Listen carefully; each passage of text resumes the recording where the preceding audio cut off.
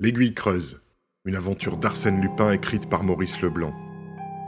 10e et dernier chapitre, le trésor des rois de France. Un rideau s'écarta. « Bonjour, mon cher Beautrelet, vous êtes un peu en retard. Le déjeuner était fixé à midi. Mais enfin, à quelques minutes près. Qu'y a-t-il donc? Vous ne me reconnaissez pas? Je suis donc si changé ?» Au cours de sa lutte contre Lupin, Beautrelet avait connu bien des surprises. Et il s'attendait encore, à l'heure du dénouement, à passer par bien d'autres émotions. Mais le choc cette fois fut imprévu. Ce n'était pas de l'étonnement, mais de la stupeur, de l'épouvante. L'homme qu'il avait en face de lui, l'homme que toute la force brutale des événements l'obligeait à considérer comme Arsène Lupin, cet homme c'était Valméras. Valméras, le propriétaire du château de l'Aiguille. Valméras, celui-là même auquel il avait demandé secours contre Arsène Lupin. Valméras, son compagnon d'expédition à Crozant. Valméras, le courageux ami qui avait rendu possible l'évasion de Raymonde en frappant ou en affectant de frapper, dans l'ombre du vestibule, un complice de Lupin. « Vous, c'est donc vous ?» balbutia-t-il. « Et pourquoi pas ?» s'écria Lupin. « Pensiez-vous donc me connaître définitivement parce que vous m'aviez vu sous les traits d'un clergyman ou sous l'apparence de M. Massiban ? Hélas, quand on choisit la situation sociale que j'occupe, il faut bien se tenir à ses petits talents de société. Si Lupin ne pouvait être, à sa guise, pasteur de l'Église réformée et membre de l'Académie des inscriptions et des belles lettres, ce serait à désespérer d'être Lupin. Or, Lupin, le vrai Lupin, Beautrelet, le voici. Regarde de tous tes yeux, Beautrelet. Mais alors, si c'est vous, alors, mademoiselle... Eh oui, Beautrelet, tu l'as dit. Il écarta de nouveau la tenture, fit un signe et annonça. Madame Arsène Lupin. Ah, murmura le jeune homme malgré tout confondu. Mademoiselle de Saint-Véran. Non, non, protesta Lupin. Madame Arsène Lupin, ou plutôt, si vous préférez, Madame Louis Valméras, mon épouse en juste noces, selon les formes légales les plus rigoureuses. Et grâce à vous, mon cher Beautrelet. Il lui tendit la main. Tous mes remerciements, et, de votre part, je l'espère, sans rancune. Chose bizarre, Beautrelet n'en éprouvait point de la rancune. Aucun sentiment d'humiliation, nulle amertume. Il subissait si fortement l'énorme supériorité de son adversaire qu'il ne rougissait pas d'avoir été vaincu par lui. Il serra la main qu'on lui offrait. « Madame est servie !» Un domestique avait déposé sur la table un plateau chargé de mets. « Vous nous excuserez, Beautrelet, mon chef est en congé, et nous serons contraints de manger froid. » Beautrelet n'avait guère envie de manger. Il s'assit cependant, prodigieusement intéressé par l'attitude de Lupin. Que savait-il au juste? Se rendait-il compte du danger qu'il courait? Ignorait-il la présence de Ganimard et de ses hommes? Et Lupin continuait. « Oui, grâce à vous, mon cher ami. Certainement, Raymond et moi, nous nous sommes aimés le premier jour. Parfaitement, mon petit. L'enlèvement de Raymonde, sa captivité, des blagues, tout cela, nous nous aimions. Mais elle, pas plus que moi, d'ailleurs. Quand nous fûmes libres de nous aimer, nous n'avons pu admettre qu'il s'établit entre nous un de ces liens passagers qui sont à la merci du hasard. La situation était donc insoluble pour Lupin. Mais elle ne l'était pas si je redevenais le Louis Valméras, que je n'ai pas cessé d'être depuis le jour de mon enfance. C'est alors que j'eus l'idée, puisque vous ne lâchiez pas prise et que vous aviez trouvé ce château de l'Aiguille, de profiter de votre obstination. Et de ma niaiserie. Bah, qui ne s'y fût laissé prendre? De sorte que c'est sous mon couvert, avec mon appui, que vous avez pu réussir. Parbleu, comment aurait-on soupçonné Valméras d'être Lupin, puisque Valméras était l'ami de Beautrelet, et que Valméras venait d'arracher à Lupin celle que Lupin aimait. Et ce fut charmant. Oh, les jolis souvenirs. L'expédition à Crozant, les bouquets de fleurs trouvés, ma soi-disant lettre d'amour à Raymonde. Et plus tard, les précautions que moi, Valméras, j'eus à prendre contre moi, Lupin, avant mon mariage. Et, le soir de votre fameux banquet, quand vous défaillîtes entre mes bras. Ah, les jolis souvenirs. Il y eut un silence. Beautrelet observa Raymonde. Elle écoutait Lupin sans mot dire, et elle le regardait avec des yeux où il y avait de l'amour, de la passion, et autre chose aussi, que le jeune homme n'aurait pu définir. Une sorte de gêne inquiète, et comme une tristesse confuse. Mais Lupin tourna les yeux vers elle, et elle lui sourit tendrement. À travers la table, leurs mains se joignirent. « Que dis-tu de ma petite installation, Beautrelet » s'écria Lupin. « De l'allure, n'est-ce pas ? Je ne prétends point que ce soit du dernier confortable. Cependant, quelques-uns s'en sont contentés, et non des moindres. Regarde la liste de quelques personnages qui furent les propriétaires de l'Aiguille, et qui tinrent à l'honneur d'y laisser la marque de leur passage. Sur les murs, les uns au-dessous des autres, ces mots étaient gravés. César, Charlemagne, Rolls, Guillaume le Conquérant, Richard, roi d'Angleterre, Louis le XIe, François, Henri IV, Louis XIV, Arsène Lupin. Qui s'inscrira désormais ? Reprit-il. Hélas, la liste est close. De César à Lupin, et puis c'est tout. Bientôt ce sera la foule anonyme qui viendra visiter l'étrange citadelle, et dire que, sans Lupin, tout cela restait à jamais inconnu des hommes. Ah, Beautrelet, le jour où j'ai mis le pied sur ce sol abandonné, quelle sensation d'orgueil. Retrouver le secret perdu, en devenir le maître, le seul maître, héritier d'un pareil héritage, après tant de rois, habiter l'Aiguille. Un geste de sa femme l'interromput. Elle paraissait très agitée. « Du bruit, dit-elle, du bruit en dessous de nous, vous entendez ?»« C'est le clapotement de l'eau, » fit Lupin. « Mais non, le bruit des vagues, je le connais, c'est autre chose. »« Que voulez-vous que ce soit, ma chère amie ?» dit Lupin en riant. « Je n'ai invité que Beautrelet à déjeuner. » Et, s'adressant au domestique, « Charolais, tu as fermé les portes des escaliers derrière monsieur ?»« Oui, et j'ai mis les verrous. » Lupin se leva. « Allons, Raymond, ne tremblez pas ainsi. Ah, mais vous êtes toute pâle. » Il lui dit quelques mots à voix basse, ainsi qu'au domestique, souleva le rideau et les fit sortir tous les deux. En bas, le bruit se précisait. C'étaient des coups sourds qui se répétaient à intervalles égaux. Beautrelet pensa. Ganimard a perdu patience et il brise les portes. Très calme, et comme si, véritablement, il n'eût pas entendu. Lupin reprit. Par exemple, rudement endommagée, l'aiguille, quand j'ai réussi à la découvrir. On voyait bien que nul n'avait possédé le secret depuis un siècle, depuis Louis XVI et la Révolution. Le tunnel menaçait ruine. Les escaliers s'effritaient. L'eau coulait à l'intérieur. Il m'a fallu étayer, consolider, reconstruire. Beautrelet ne put s'empêcher de dire « À votre arrivée, était-ce vide ?»« À peu près. Les rois n'ont pas utilisé l'aiguille, ainsi que je l'ai fait, comme entrepôt. Comme refuge, alors ? Oui, sans doute. Autant des invasions, autant des guerres civiles également. Mais sa véritable destination, ce fut d'être, comment dirais-je, le coffre-fort des rois de France. » Les coups redoublaient, moins sourds maintenant. Ganimard avait dû briser la première porte, et il s'attaquait à la seconde. Un silence, puis d'autres coups plus rapprochés encore. C'était la troisième porte. Il en restait deux.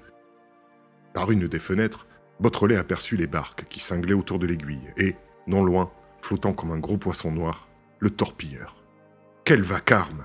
s'exclama Lupin. « On ne s'entend pas. Montons, veux-tu ? Peut-être cela t'intéressera-t-il de visiter l'aiguille. » Ils passèrent à l'étage au-dessus, lequel était défendu, comme les autres, par une porte que Lupin referma derrière lui. « Ma galerie de tableaux, dit-il. » Les murs étaient couverts de toiles, où Beautrelet lut aussitôt les signatures les plus illustres. Il y avait la Vierge à l'Anus Dei, de Raphaël, le portrait de Lucrezia Fede, d'André del Sarto, la Salomé, de Titien, la Vierge et les Anges, de Botticelli, des Tintoret, des Carpaccio, des Rembrandt, des Velasquez. « De belles copies !» approuva Beautrelet. Lupin le regarda d'un air stupéfait. « Quoi ? Des copies ? Es-tu fou ? Les copies sont à Madrid, mon cher, à Florence, à Venise, à Munich, à Amsterdam.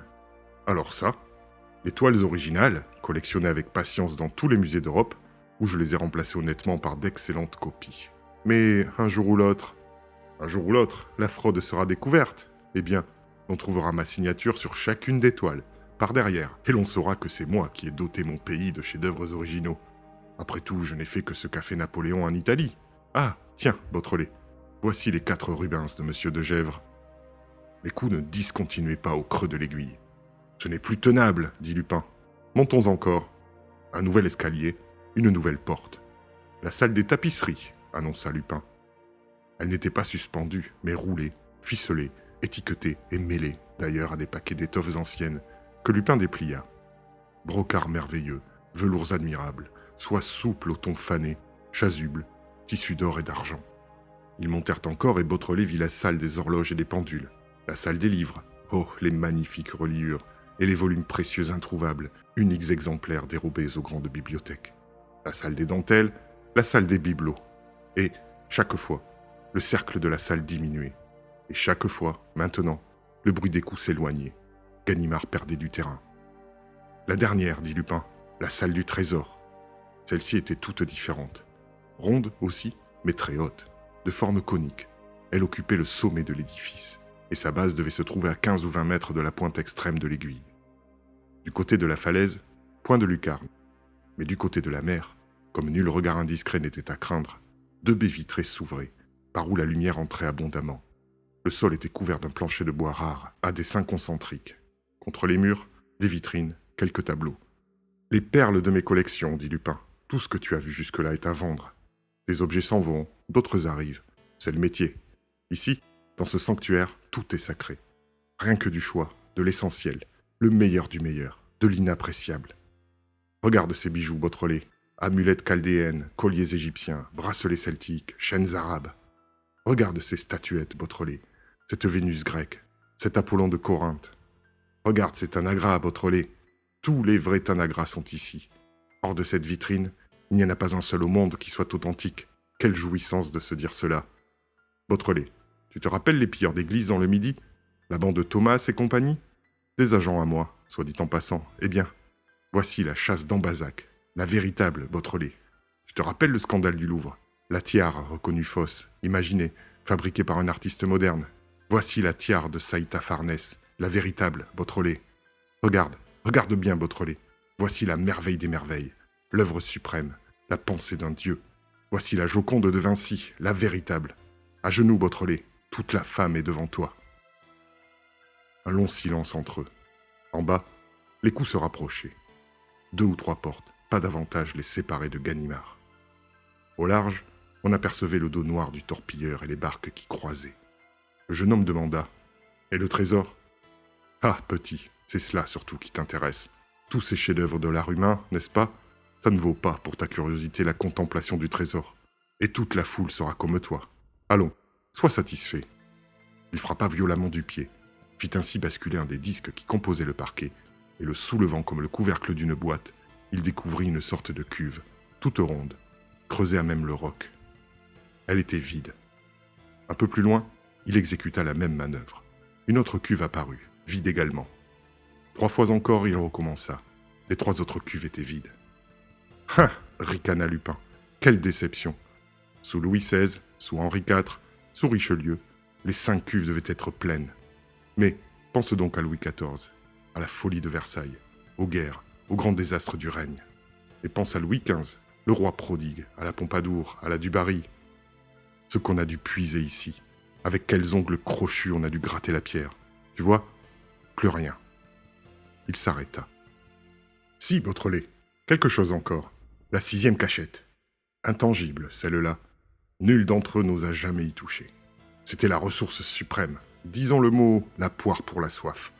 Regarde, Beautrelet. » Il se baissa et souleva le couvercle. Un coffre de fer emplissait la cuve. Lupin sortit de sa poche une clé à gorge et à rainure compliquée, et il ouvrit. Ce fut un éblouissement. Toutes les pierres précieuses étincelaient, toutes les couleurs flamboyaient. L'azur des saphirs, le feu des rubis, le vert des émeraudes, le soleil des topazes. Regarde, regarde, petit Beautrelet. Ils ont dévoré toute la monnaie d'or, toute la monnaie d'argent, tous les écus, et tous les ducats, et tous les doublons. Mais le coffre des pierres précieuses est intact. Regarde les montures. Il y en a de toutes les époques, de tous les siècles, de tous les pays. Les dots des reines sont là. Chacune apporte à sa part. Marguerite d'Écosse et Charlotte de Savoie, Marie d'Angleterre et Catherine de Médicis, et toutes les archiduchesses d'Autriche, Éléonore, Élisabeth, Marie-Thérèse, Marie-Antoinette. Regarde ces perles, Beautrelet, et ces diamants. L'énormité de ces diamants. Aucun d'entre eux qui ne soit digne d'une impératrice. Le régent de France n'est pas plus beau. Il se releva et tendit la main en signe de serment. Beautrelet, tu diras à l'univers que Lupin n'a pas pris une seule des pierres qui se trouvaient dans le coffre royal. Pas une seule. Je le jure sur l'honneur. Je n'en avais pas le droit. C'était la fortune de la France. En bas, Ganimard se hâtait. À la répercussion des coups, il était facile de juger que l'on attaquait l'avant-dernière porte, celle qui donnait accès à la salle des bibelots. « Laissons le coffre ouvert, » dit Lupin. « Toutes les cuves aussi, tous ces petits sépulcres vides. » Fit le tour de la pièce, examina certaines vitrines, contempla certains tableaux et, se promenant d'un air pensif, « Comme c'est triste de quitter tout cela, quel déchirement. Mes plus belles heures, je les ai passées ici, seul en face de ces objets que j'aimais, et mes yeux ne les verront plus, et mes mains ne les toucheront plus. » Il y avait sur son visage contracté une telle expression de lassitude que Beautrelet en éprouva une pitié confuse. La douleur, chez cet homme, devait prendre des proportions plus grandes que chez un autre, de même que la joie, de même que l'orgueil ou l'humiliation. Près de la fenêtre, maintenant, le doigt tendu vers l'horizon, il disait « Ce qui est plus triste encore, c'est cela, tout cela qu'il me faut abandonner. Est-ce beau? La mer immense, le ciel. À droite et à gauche, les falaises d'Étretat, avec leurs 3 portes, la porte d'Amont, la porte d'Aval, la Manneporte. Autant d'arcs de triomphe pour le maître. Et le maître, c'était moi, roi de l'aventure, roi de l'aiguille creuse, royaume étrange et surnaturel. De César à Lupin, quelle destinée! Il éclata de rire. Roi de féerie? Et pourquoi cela? Disons tout de suite roi d'Yvetot, quelle blague! Roi du monde, oui, voilà la vérité. De cette pointe d'aiguille, je dominais l'univers. Je la tenais dans mes griffes comme une proie. Soulève la tiare de Saïta Farnèse, Beautrelet. Tu vois ce double appareil téléphonique? À droite, c'est la communication avec Paris, ligne spéciale. À gauche, avec Londres, ligne spéciale. Par Londres, j'ai l'Amérique, j'ai l'Asie, j'ai l'Australie. Dans tous ces pays, des comptoirs, des agents de vente, des rabatteurs.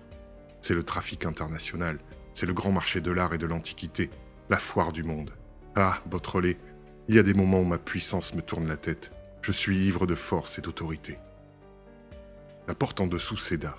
On entendit Ganimard et ses hommes qui couraient et qui cherchaient. Après un instant, Lupin reprit, à voix basse. Et voilà, c'est fini. Une petite fille a passé, qui a des cheveux blonds, de beaux yeux tristes, et une âme honnête, oui, honnête, et c'est fini. Moi-même, je démolis le formidable édifice. Tout le reste me paraît absurde et puéril. Il n'y a plus que ses cheveux qui comptent, ses yeux tristes, et sa petite âme honnête. Les hommes montaient l'escalier. Un coup ébranla la porte. La dernière. Lupin empoigna brusquement le bras du jeune homme. « Comprends-tu, Beautrelet, pourquoi je t'ai laissé le champ libre alors que tant de fois, depuis des semaines, j'aurais pu t'écraser? Comprends-tu que tu aies réussi à parvenir jusqu'ici? Comprends-tu que j'ai délivré à chacun de mes hommes leur part de butin et que tu les aies rencontrés l'autre nuit sur la falaise? Tu le comprends, n'est-ce pas? L'aiguille creuse, c'est l'aventure. Tant qu'elle est à moi, je reste l'aventurier. L'aiguille reprise, c'est tout le passé qui se détache de moi. C'est l'avenir qui commence, un avenir de paix et de bonheur, où je ne rougirai plus quand les yeux de Raymond me regarderont. Un avenir. » Il se retourna, furieux, vers la porte. « Mais tais-toi donc, Ganimard, je n'ai pas fini ma tirade. » Les coups se précipitaient. On eût dit le choc d'une poutre projetée contre la porte. Debout en face de Lupin, Beautrelet, éperdu de curiosité, attendait les événements, sans comprendre le manège de Lupin. Qui lui livrait l'aiguille, soit, mais pourquoi se livrait-il lui-même? Quel était son plan? Espérait-il échapper à Ganimard? Et de notre côté, où se trouvait donc Raymond? Lupin cependant murmurait « Songeur. Honnête, Arsène Lupin honnête, plus de vol, mener la vie de tout le monde. Et pourquoi pas? Il n'y a aucune raison pour que je ne retrouve pas le même succès. Mais fiche-moi donc la paix, Ganimard.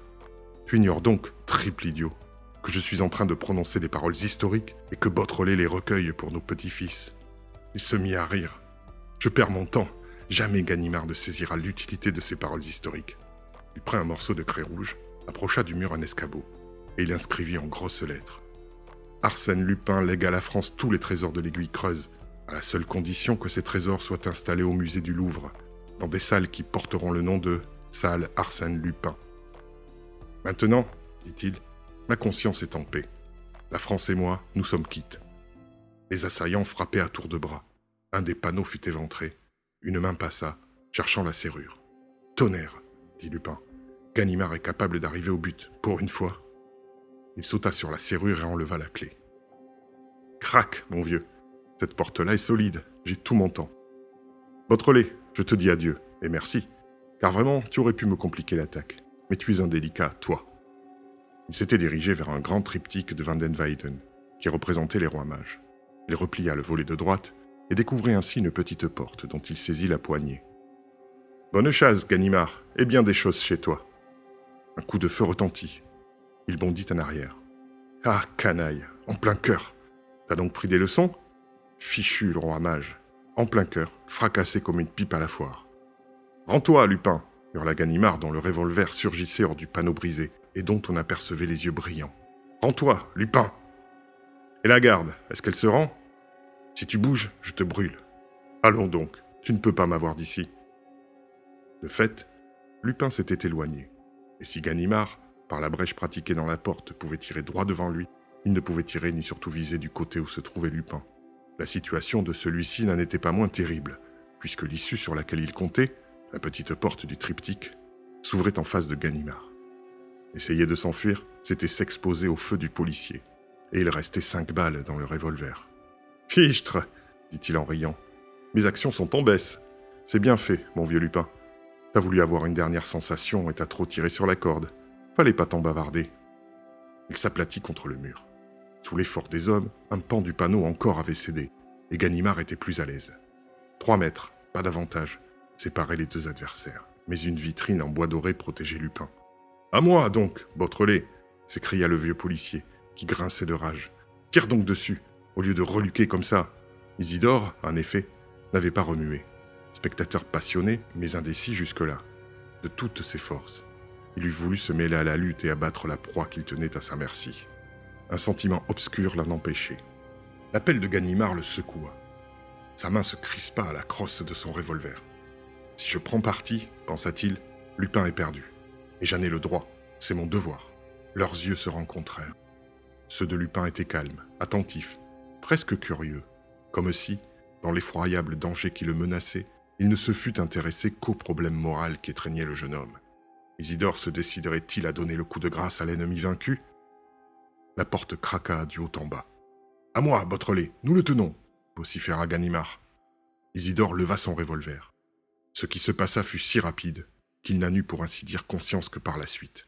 Il vit Lupin se baisser, courir le long du mur, raser la porte, au-dessous de l'arme même que brandissait vainement Ganimard, et il se sentit soudain, lui, Beautrelet, projeté à terre, ramassé aussitôt et soulevé par une force invisible. Lupin le tenait en l'air, comme un bouclier vivant, derrière lequel il se cachait. « 10 contre 1 que je m'échappe, Ganimard. Avec Lupin, vois-tu, il y a toujours de la ressource. » Il avait reculé rapidement vers le triptyque. Tenant d'une main Beautrelet plaqué contre sa poitrine, de l'autre, il dégagea l'issue et referma la petite porte. Il était sauvé. Tout de suite, un escalier s'offrit à eux, qui descendait brusquement. « Allons, » dit Lupin, en poussant Beautrelet devant lui. « L'armée de terre est battue. Occupons-nous de la flotte française. Après Waterloo, Trafalgar. T'en auras pour ton argent, hein, petit? Ah, que c'est drôle. Les voilà qui cognent le triptyque maintenant. Trop tard, les enfants. Mais file donc, Beautrelet. » L'escalier, creusé dans la paroi de l'aiguille, dans son écorce même, tournait tout autour de la pyramide, l'encerclant comme à la spirale d'un toboggan. L'un pressant l'autre, ils dégringolaient les marches 2 par 2, 3 par 3. De place en place, un jet de lumière giclait à travers une fissure, et Beautrelet emportait la vision des barques de pêche qui évoluaient à quelques dizaines de brasses, et du torpilleur noir. Ils descendaient. Isidore silencieux, Lupin toujours exubérant. « Je voudrais bien savoir ce que fait Ganimard. Dégringole-t-il les autres escaliers pour me barrer l'entrée du tunnel? Non, il n'est pas si bête. Il aura laissé là 4 hommes.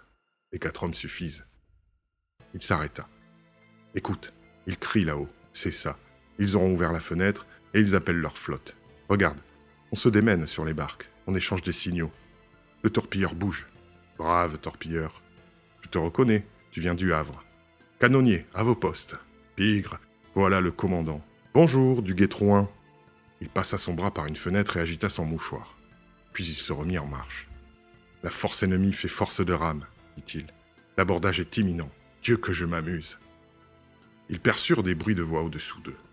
À ce moment, ils approchaient du niveau de la mer, et ils débouchèrent presque aussitôt dans une vaste grotte où 2 lanternes allaient et venaient parmi l'obscurité.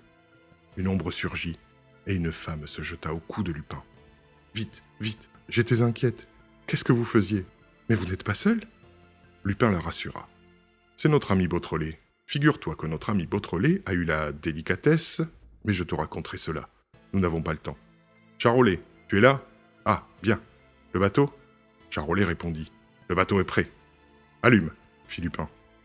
Au bout d'un instant, le bruit d'un moteur crépita, et Beautrelet, dont le regard s'habituait peu à peu aux demi-ténèbres, finit par se rendre compte qu'il se trouvait sur une sorte de quai, au bord de l'eau, et que, devant eux, flottait un canot. « Un canot automobile, » dit Lupin, complétant les observations de Beautrelet. « Hein? Tout ça t'épate, mon vieil Isidore. Tu ne comprends pas? Comme l'eau que tu vois n'est autre que l'eau de la mer qui s'infiltre à chaque marée dans cette excavation, il en résulte que j'ai là une petite rade invisible, et sûre. »« Mais fermée, objecta Beautrelet. Personne ne peut y entrer, et personne en sortir. Si, moi, fit Lupin, et je vais te le prouver.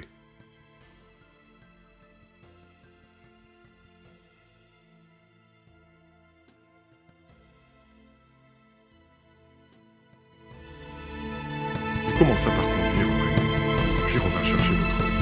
Celui-ci hésita. Tu as peur, Lupin? De quoi? D'être coulé à fond par le torpilleur? Non?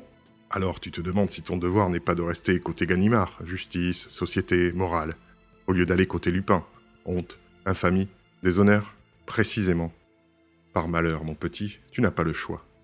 Pour l'instant, il faut qu'on nous croie morts tous les deux, et qu'on me fiche la paix que l'on doit à un futur honnête homme. Plus tard, quand je t'aurai rendu ta liberté, tu parleras à ta guise. Je n'aurai plus rien à craindre. À la manière dont Lupin lui étreignit le bras, Beautrelet sentit que toute résistance était inutile. Et puis, pourquoi résister?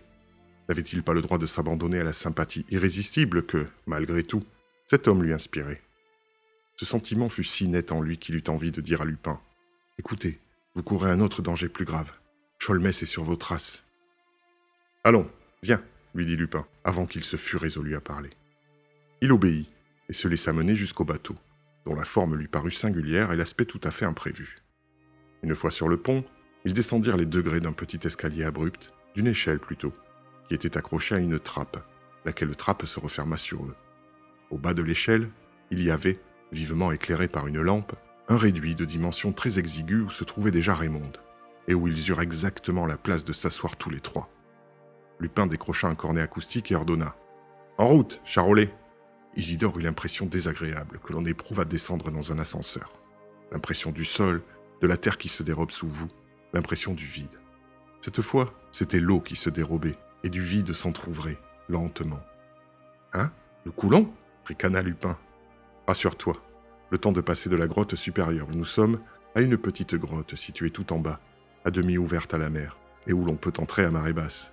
Tous les ramasseux de coquillages la connaissent. Ah, 10 secondes d'arrêt, nous passons, et le passage est étroit. Juste la grandeur du sous-marin.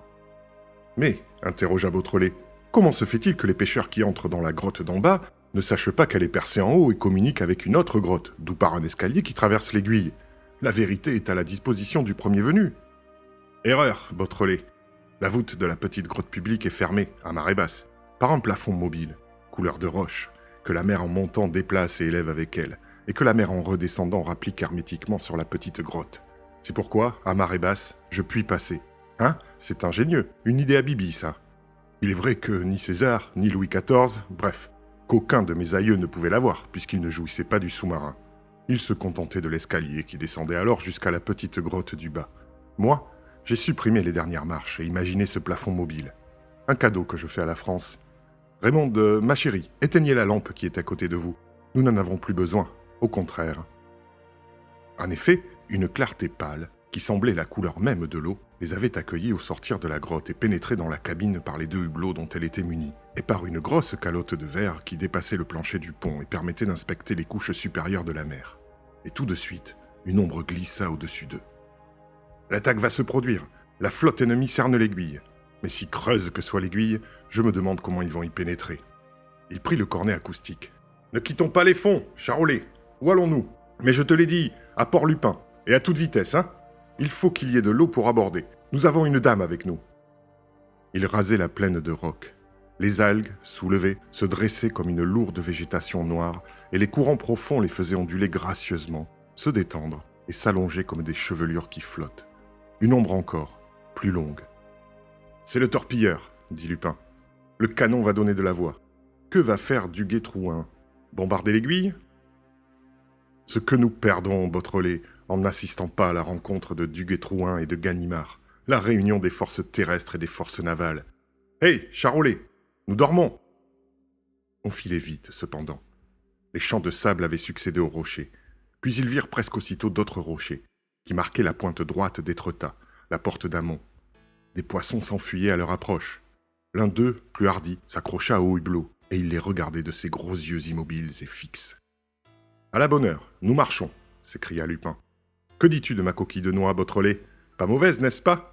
Tu te rappelles l'aventure du 7 de cœur, la fin misérable de l'ingénieur Lacombe, et comment, après avoir puni ses meurtriers, J'ai offert à l'État ses papiers et ses plans pour la construction d'un nouveau sous-marin.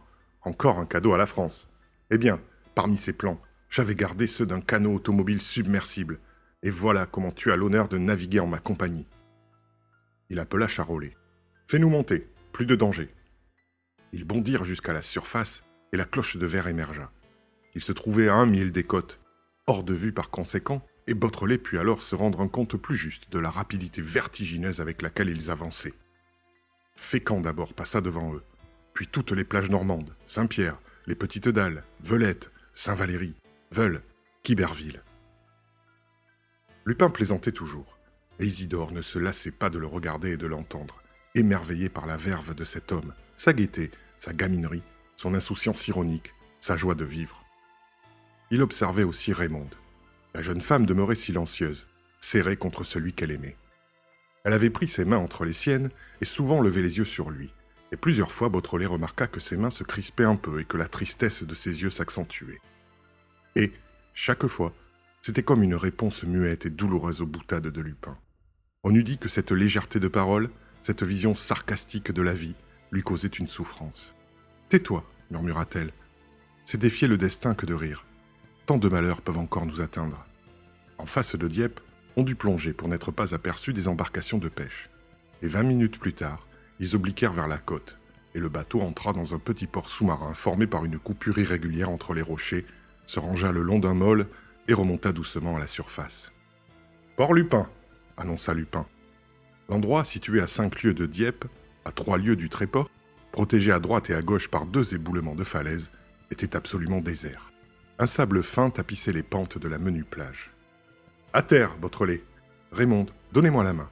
Toi, Charolais, retourne à l'aiguille, voir ce qui se passe entre Ganimard et Duguay-Trouin, et tu viendras me le dire à la fin du jour. Ça me passionne, cette affaire-là. » Beautrelet se demandait avec une certaine curiosité comment ils allaient sortir de cette anse emprisonnée qui s'appelait Port-Lupin, quand il avisa au pied même de la falaise les montants d'une échelle de fer. « Isidore, dit Lupin, si tu connaissais ta géographie et ton histoire, tu saurais que nous sommes en bas de la gorge de Parfonval, sur la commune de Biville. Il y a plus d'un siècle, dans la nuit du 23 août 1803, Georges Cadoudal et 6 complices, débarqués en France avec l'intention d'enlever le premier consul Bonaparte, se hissèrent jusqu'en haut par le chemin que je vais te montrer. Depuis, des éboulements ont démoli ce chemin. Mais Valméras, plus connu sous le nom d'Arsène Lupin, l'a fait restaurer à ses frais, et il a acheté la ferme de la Neuvillette, où les conjurés ont passé leur première nuit, et où, retiré des affaires, désintéressé des choses de ce monde, il va vivre, entre sa mère et sa femme, la vie respectable du Hobereau. Le gentleman cambrioleur est mort. Vive le gentleman farmer. Après l'échelle, c'était comme un étranglement. Une ravine abrupte creusée par les eaux de pluie et au fond de laquelle on s'accrochait à un simulacre d'escalier garni d'une rampe. Ainsi que l'expliqua Lupin, cette rampe avait été mise en lieu et place de l'estamperche, longue corde fixée à des pieux dont s'aidaient jadis les gens du pays pour descendre à la plage. Une demi-heure d'ascension et ils débouchèrent sur le plateau, non loin d'une de ces huttes creusées en pleine terre et qui servent d'abri aux douaniers de la côte. Et précisément, au détour de la Sente, un douanier apparut. « Rien de nouveau, Gomel ?» lui dit Lupin. « Rien, patron. Personne de suspect ? Non, patron, cependant... » « Quoi ? Ma femme, qui est couturière à la Neuvillette. Oui, je sais, Césarine. Eh bien, il paraît qu'un matelot rôdait ce matin dans le village. Quelle tête avait-il, ce matelot ? Pas naturel, une tête d'anglais. Ah, fit Lupin préoccupé. Et tu as donné l'ordre à Césarine d'ouvrir l'œil. Oui, patron. C'est bien. Surveille le retour de Charolais d'ici 2-3 heures. S'il y a quelque chose, je suis à la ferme. Il reprit son chemin et dit à Beautrelet. C'est inquiétant. Est-ce Cholmès ? Ah, si c'est lui, exaspéré comme il doit être, tout est à craindre. Il hésita un moment. Je me demande si nous ne devrions pas rebrousser chemin. Oui, j'ai de mauvais pressentiments. Des plaines légèrement ondulées se déroulaient à perte de vue. Un peu sur la gauche, de belles allées d'arbres menaient vers la ferme de la Neuvillette, dont on apercevait les bâtiments. C'était la retraite qu'il avait préparée, l'asile de repos promis à Raymonde. Allait-il, pour d'absurdes idées, renoncer au bonheur à l'instant même où il atteignait le but ? Il saisit le bras d'Isidore et lui montrant Raymonde qui les précédait. « Regarde-la, quand elle marche, sa taille a un petit balancement que je ne puis voir sans trembler. Mais tout en elle me donne ce tremblement de l'émotion et de l'amour, ses gestes aussi bien que son immobilité. Son silence comme le son de sa voix. Tiens, le seul fait de marcher sur la trace de ses pas me cause un véritable bien-être. Ah, Beautrelet, oubliera-t-elle jamais que je fus Lupin? Tout ce passé qu'elle exècre, parviendrai-je à l'effacer de son souvenir? Il se domina, et avec une assurance obstinée. Elle l'oubliera, affirma-t-il. Elle oubliera, parce que je lui ai fait tous les sacrifices. J'ai sacrifié le refuge inviolable de l'Aiguille Creuse. J'ai sacrifié mes trésors, ma puissance, mon orgueil. Je sacrifierai tout. Je ne veux plus être rien. Plus rien qu'un homme qui aime. Un homme honnête, puisqu'elle ne peut aimer qu'un homme honnête. Et après tout, qu'est-ce que ça me fait d'être honnête? Ce n'est pas plus déshonorant qu'autre chose. La boutade lui échappa pour ainsi dire à son insu. Sa voix demeura grave et sans ironie. Et il murmurait avec une violence contenue. « Ah, vois-tu, Beautrelet, de toutes les joies effrénées que j'ai goûtées dans ma vie d'aventure, il n'en est pas une qui vaille la joie que me donne son regard quand elle est contente de moi. Je me sens tout faible alors, et j'ai envie de pleurer. » Pleurait-il? Beautrelet eut l'intuition que des larmes mouillaient ses yeux. Des larmes dans les yeux de Lupin, des larmes d'amour. Ils approchaient d'une vieille porte qui servait d'entrée à la ferme. Lupin s'arrêta une seconde et balbutia. « Pourquoi ai-je peur? C'est comme une oppression. Est-ce que l'aventure de l'Aiguille Creuse n'est pas finie? Est-ce que le destin n'accepte pas le dénouement que j'ai choisi ?» Raymonde se retourna, tout inquiète. « Voilà Césarine, elle court !» La femme du douanier, en effet, arrivait de la ferme en toute hâte. Lupin se précipita. « Quoi? Qu'y a-t-il? Parlez donc !» Suffoquée, à bout de souffle, Césarine bégaya. « Un homme! J'ai vu un homme dans le salon !»« L'Anglais de ce matin? »« Oui, mais déguisé autrement. »« Il vous a vu? »« Non, il a vu votre mère. Madame Valméras l'a surpris comme il s'en allait. »« Eh bien, il lui a dit qu'il cherchait Louis Valméras, qu'il était votre ami. »« Et alors ?»« Alors madame a répondu que son fils était en voyage pour des années. »« Et il est parti? »« Non, il a fait des signes par la fenêtre qui donne sur la plaine, comme s'il appelait quelqu'un. » Lupin semblait hésiter. Un grand cri déchira l'air. Raymonde gémit. « C'est ta mère, je reconnais !» Il se jeta sur elle et l'entraînant dans un état de passion farouche. « Viens, fuyons, toi d'abord !» Mais tout de suite, il s'arrêta, éperdu, bouleversé. « Non, je ne peux pas, c'est abominable. Pardonne-moi, Raymonde. La pauvre femme là-bas, reste ici. Beautrelet, ne la quitte pas. » Il s'élança le long du talus qui environne la ferme, tourna et le suivit, en courant, jusqu'auprès de la barrière qui s'ouvre sur la plaine. Raymonde, que Beautrelet n'avait pu retenir, arriva presque en même temps que lui, et Beautrelet, dissimulé derrière les arbres, aperçut, dans l'allée déserte qui menait de la ferme à la barrière, 3 hommes, dont l'un, le plus grand, marchait en tête, et dont 2 autres tenaient sous le bras une femme qui essayait de résister et qui poussait des gémissements de douleur. Le jour commençait à baisser. Cependant, Beautrelet reconnut Herlock Sholmès. La femme était âgée. Des cheveux blancs encadraient son visage livide. Ils approchaient tous les 4. Ils atteignirent la barrière. Sholmès ouvrit un battant. Alors Lupin avança et se planta devant lui.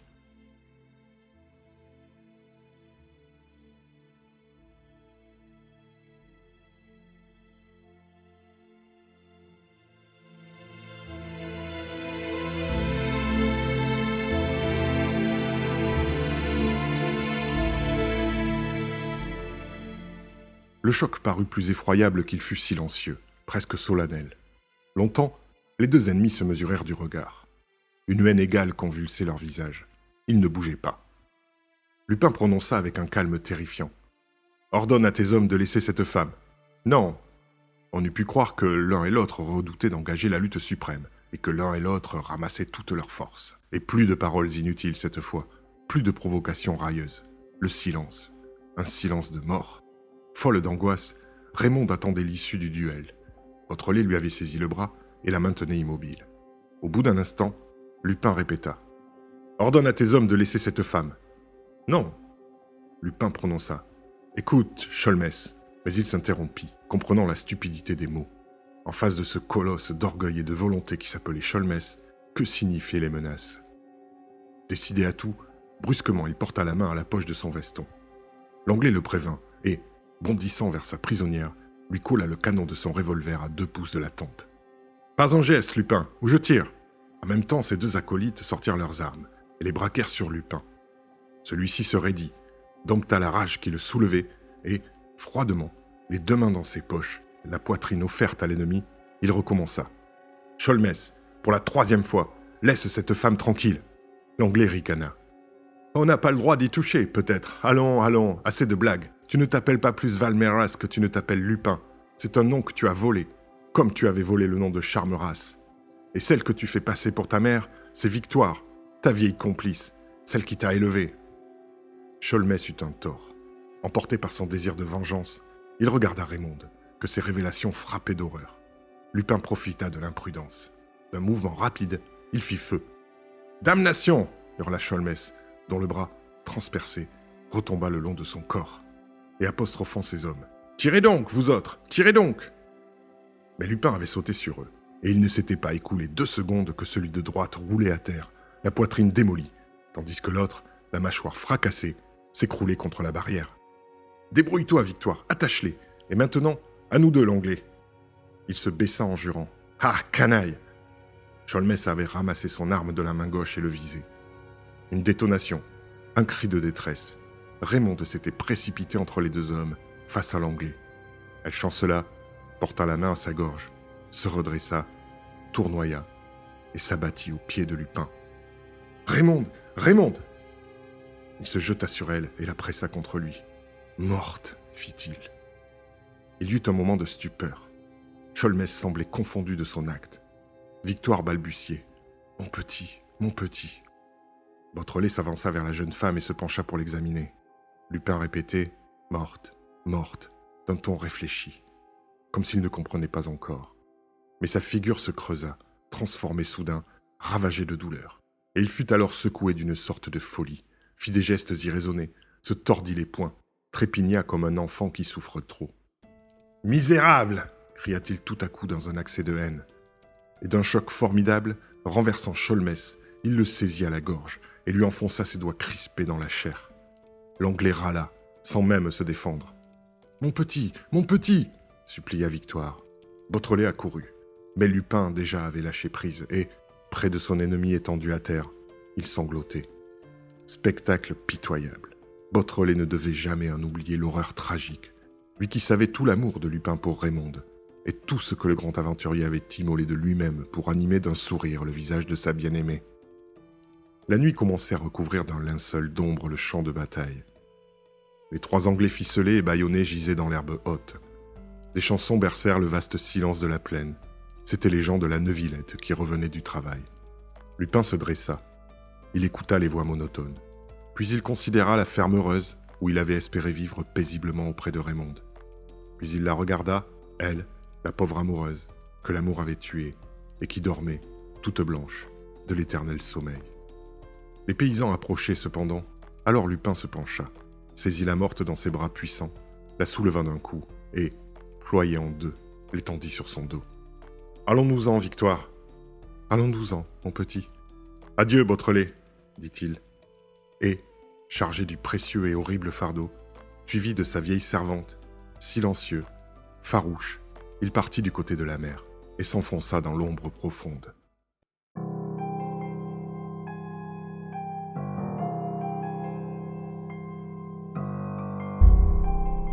Fin de la lecture de l'Aiguille creuse, écrit par Maurice Leblanc, en vous remerciant pour votre écoute et en vous invitant à vous abonner à la chaîne. S'abonner à la chaîne est évidemment gratuit et vous permettra d'être mieux averti de la mise en ligne des prochains livres audio. À bientôt sur Frisson d'hiver.